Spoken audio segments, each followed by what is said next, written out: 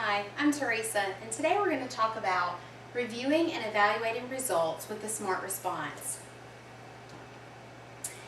By the end of this section, you'll be able to find result details in the Teacher Tools Gradebook, and in another session later on today, I'm going to show you how to export results to another gradebook.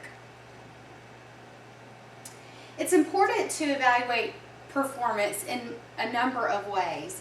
First of all, teachers need to evaluate, was the assessment successful? Does my class know what it needs to know? And secondly, which students were successful? Which students are ready to move on to the next thing? And which students need more instruction, or which students do I need to differentiate instruction for? And SMART Response will help us with both of those. Today, I'll show you how to sort gradebook results. I'm also going to show you how to display the properties, performance, and result areas for a particular student, and display the properties, performance, results, and questions area for a particular assessment. And finally today in this session, I'm going to show you how to change which answers you'll accept as correct after the assessment results have been stored. So earlier I gave you a T Teacher Tools file that is located on your computer, and I asked you just to minimize it. So what we're going to do now is we're going to practice reviewing some of this information in the gradebook results. If you will look down in your systems tray, the T file is the one that looks like 3 pencils. And so I'm just going to click on that to bring it up. And there are a couple of things that we need to do before we start analyzing data. First of all, we need to look over on our Teacher Tools side menu to make sure that none of our classes have been started. If they were started, they would have a green dot beside them, and they do not. So I know that all of my classes have been stopped. We also need to check our privacy mode. The privacy mode is in the upper right hand corner. It looks like an eye, and it needs to be off, so the eye needs to be open. If privacy mode were turned on, the eye would be closed, and if we were trying to look at any of our specific student data, it would be blurred out. So we want to make sure our privacy mode is turned off and that all of our classes are stopped. So if you look on your side menu over here on the Teacher Tools, I have 2 classes, Science 8A and Science 8B. I'm just going to move this over, this window over. Our very first question is, what was the most recent assessment completed by the Science 8A class? So I need to be sure I'm in Science 8A and I'm looking for an assessment, the most recent one. So to go to Science 8A, I'm going to look in my side menu, and I'm going underneath Gradebook, I'm going to click on Science 8A. It's your first option there. And then I'm looking for a recent assessment. So I have 3 tabs, Home, Students, and Assessments. I'm going to go to the 3rd tab, which is the Assessments tab that looks like a sheet of paper next to it. And I'm looking for the most recent assessment. Well, if I look at my column headers here, I see that I have a date and time column header.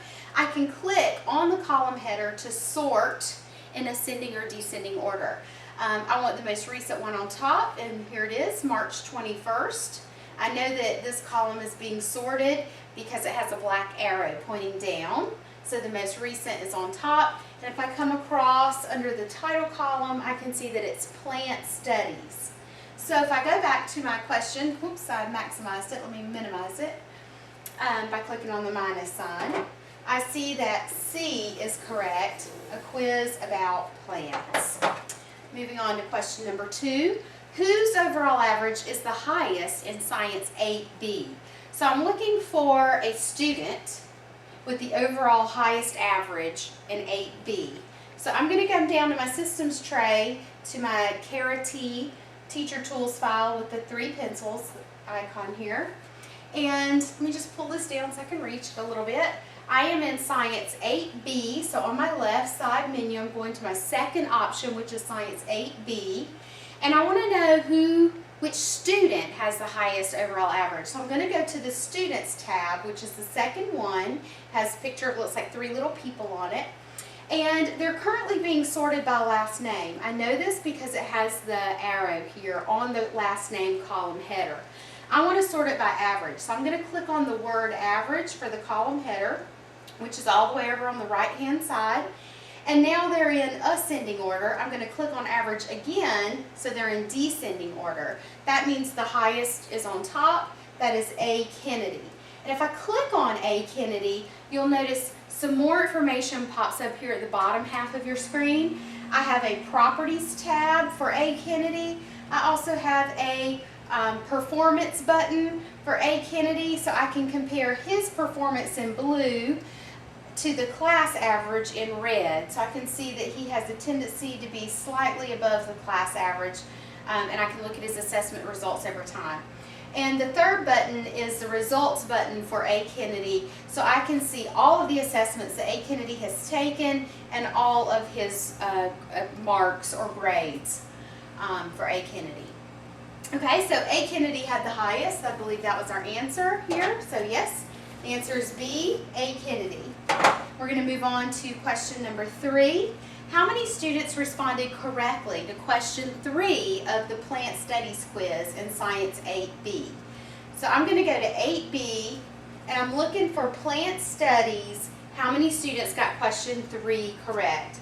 So I'm going to click on my T file, which is minimized down here in my systems tray. It looks like the 3 pencils. Bring this up, and I'm going to 8B, which is on my side menu, the second class, and I want to see Plant Studies, which was an assessment. So I'm going to go to the third tab that looks like a sheet of paper. Next to it says Assessments, and I'm looking for Plant Studies. So Plant Studies is my 4th assessment in the list under the title column, which is the first column. So when I click on Plant Studies, I'm now, let me look back at my question. I want to see how many students got question 3 right. So now here I am, more information about Plant Studies opens up at the bottom. I have 4 buttons. I'm going to go to the Performance tab. The Performance tab is going to show me, let's see if I can make that window a little bit bigger, clicking and dragging that out. The Performance tab will show me each question. So here I have the question numbers at the bottom, and everything in green is how many students passed it, red is failed, and blue is skipped. I want to know about question number 3.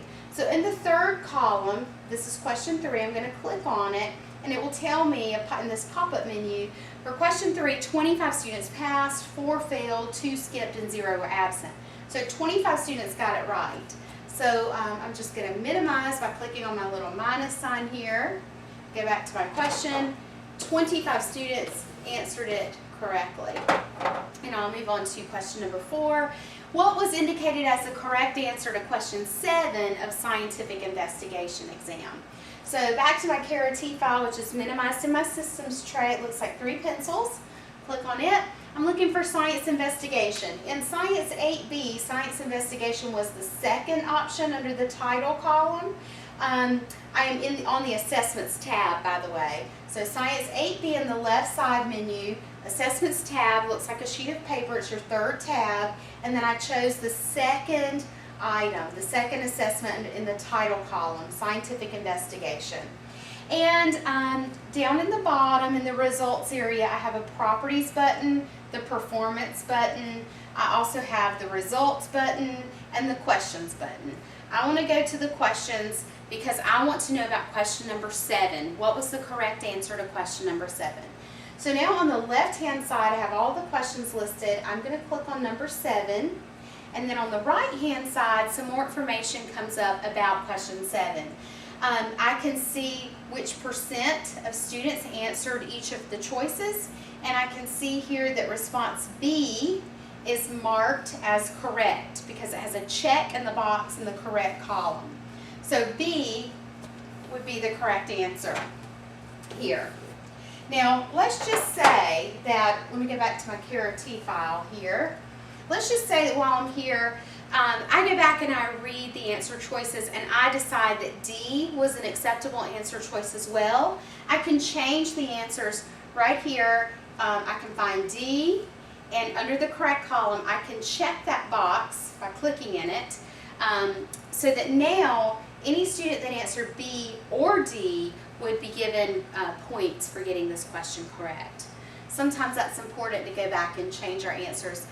Smart Response saves me a ton of time because I don't have to hand grade all of those or regrade those.